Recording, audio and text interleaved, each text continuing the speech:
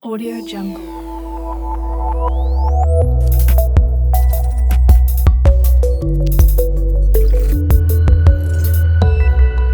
Audio Jungle.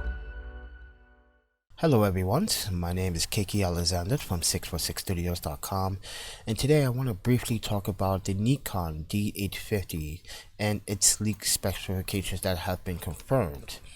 Now, I do love the body, I do love Nikon even though I shoot with Sony, and I've been playing around with Fuji from other photographers, and I do like the Fuji system by the way, but I'm also still in love with Nikon's full frame and crop sensor cameras. So I just want to briefly talk about the D850 specs and what I think about this camera.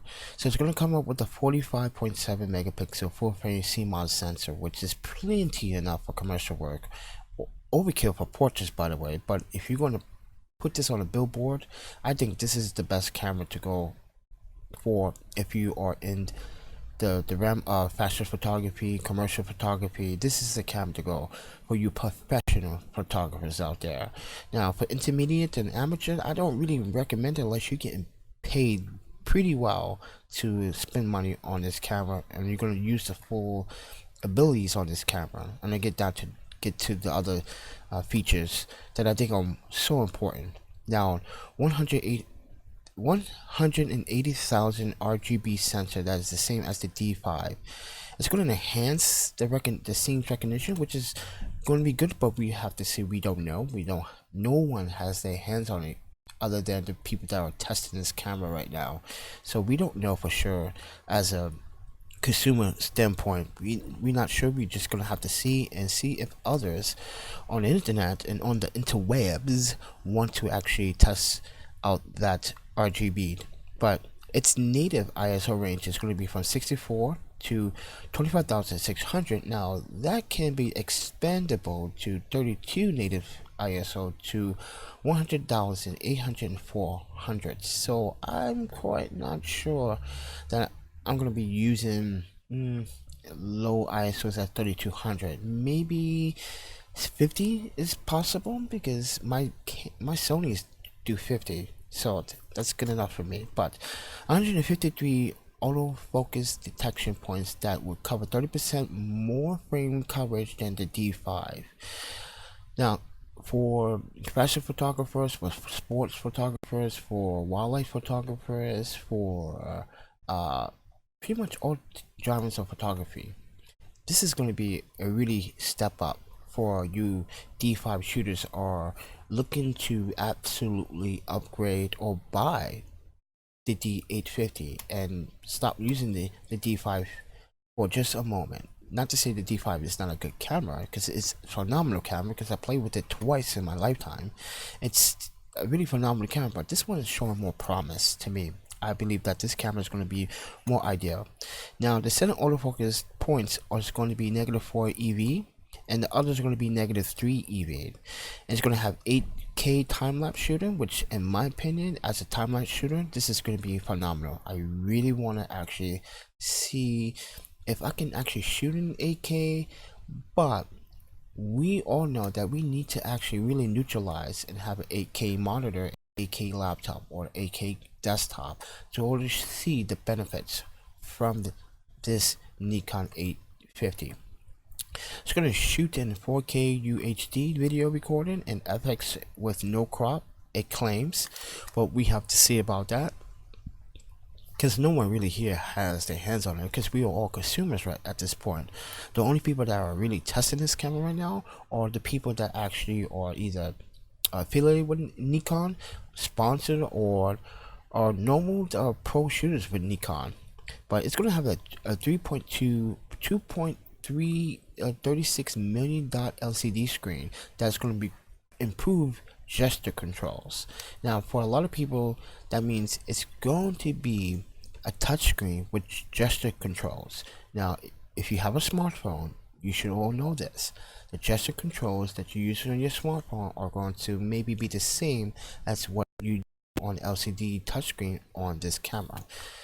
So 7 frames per second, continuous shooting, standard, 6 FPS with autofocus, 9 FPS when shooting with the battery grip, just like another camera that's on the market today, Fuji. And I believe that the Fuji does pretty well. I think this is a really good step when a Nikon is going, but why should you pay more for a grip just to get them more buffered or shoot more frames per second? And I understand there's power to be applied to this feature, but I really would have preferred, in my opinion, that 9 FPS would have been just like the butter icing on the cake on this one. Really, 30p at 8, what is that, 30 frames per second? I think that's a mistypo. Using electronic shutter speed, electronic shutter. RAW can be small, medium, large files. We already know that. It's going to have a 0.75 magnification, which is very good for the first DSLR full frame cameras, by the way. But we were all hoping that this will be a hybrid, and this is not going to be one of those hybrids. I'm sorry, everyone. I know a lot of people really wanted Nikon to really put that hybrid EVF inside the system, since they patented it and didn't use this feature. I wish they would have, but this is what we're going to get, ladies and gentlemen. Natural light autofocus will achieve better white balance and natural light. And for me, I thought the Sony's didn't have that natural light auto white balance feature to better the white balance, so I had to correct it, and I have made a video about that in my channel about correcting the Sony white balance based on your needs.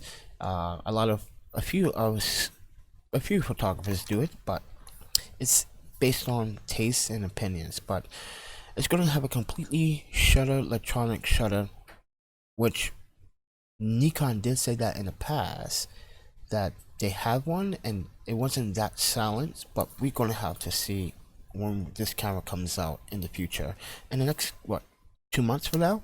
But there's no low pass filter, and the best part about this also is that the dual SD card with XQD S card slots, you're pretty gonna have to buy Sony ones. So RIP Lexar, RIP Lexar. I really gonna miss Lexar.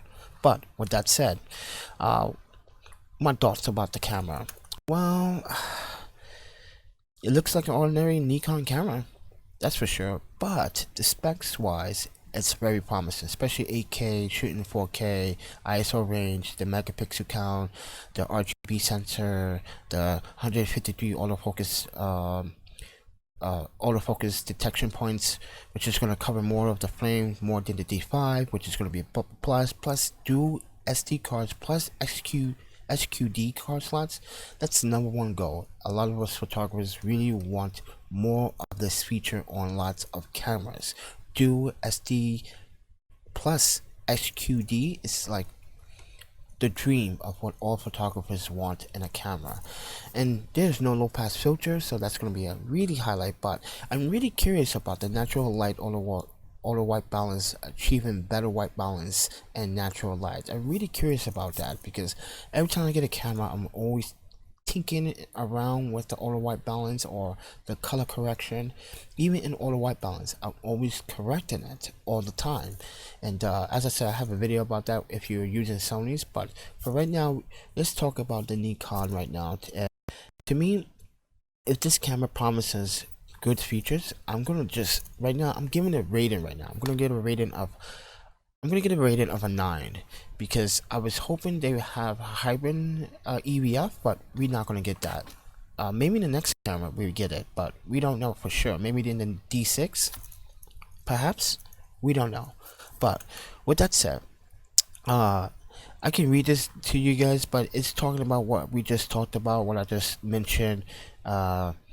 It's on a jib, actually stabilizer jib, by the way, and all this information talking about the sensor and the ISO performance, how you can change the expandable ISO performance to 32 natively ISO to get more of that low light feature, and that's going to help a lot of photographers out as well, especially in low light situations. So bit bonus. But with that said, guys, there's not that much I would like to talk about or discuss. You can see the previous right here.